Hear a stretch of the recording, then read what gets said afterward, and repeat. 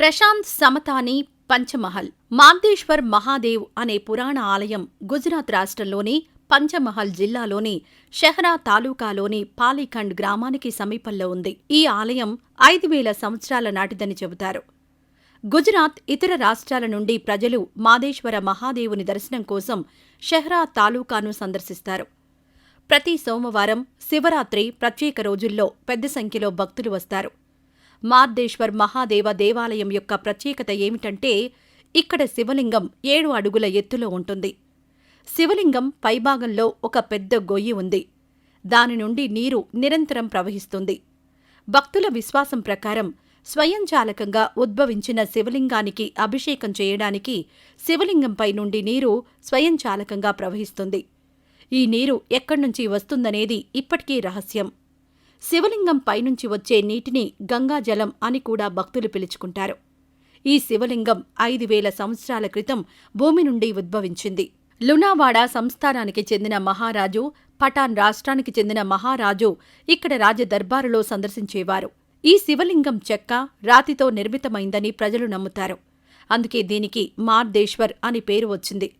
మాందేశ్వర్ మహాదేవ్ ఆలయంలోని శివలింగం ప్రతి శివరాత్రికి బియ్యపు గింజలా పెరుగుతుంది. ప్రజలకు శివలింగ పెరుగుదలపై నమ్మకం కారణంగా మహాశివరాత్రి రోజున వేలాది మంది భక్తులు వస్తారు. మీరు మాదేశ్వర్ మహాదేవ్ ఆలయాన్ని సందర్శించాలనుకుంటే ఈ ఆలయం గోధ్రా లునావాడా హైవే పక్క రోడ్డులో ఉంది. ఇది షెహ్రా నుండి 5 కిలోమీటర్లు, లునావాడా నుండి 18 నుండి 20 కిలోమీటర్ల దూరంలో ఉంది. చండల్ఘర్ మాదేశ్వర్ మహాదేవ్ టెంపుల్ నుండి 20 కిలోమీటర్ల దూరంలో ఉంది.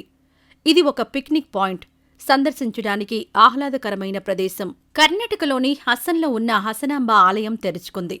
12వ శతాబ్దంలో నిర్మించిన ఈ ఆలయానికి చాలా ప్రత్యేకత ఉంది. ఇక్కడ అమ్మవారి దర్శనం ఏడాదిలో 10 రోజులు మాత్రమే జరుగుతుంది. ప్రతి సంవత్సరం దీపావళికి ముందు 10 రోజులు మాత్రమే భక్తులకు అమ్మవారు దర్శనమిస్తారు. దీంతో శక్తిని దర్శించుకోవడానికి భక్తులు భారీ సంఖ్యలో తరలివస్తారు. ఈసారి కరోనా కారణంగా భక్తులను పరిమిత సంఖ్యలో అనుమతిస్తున్నారు. కేవలం రోజుకు 100 మంది భక్తులకు మాత్రమే అమ్మవారి దర్శనం కల్పిస్తున్నారు.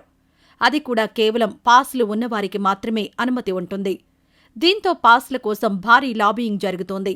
కేవలం డబ్బున్నవారు, పవర్ఫుల్ వ్యక్తులు పెద్ద ఎత్తున పాసులు దక్కించుకున్నారనే ఆరోపణలు వినిపిస్తున్నాయి.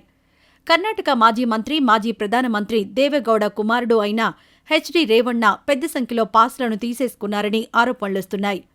కేవలం 100 మందికి మాత్రమే దర్శనం, అందులో కూడా పాసులు మొత్తం వారే తీసేసుకుంటే ఇక సామాన్యులకు దర్శన భాగ్యం ఎలా కలుగుతుందని ప్రశ్నలొస్తున్నాయి.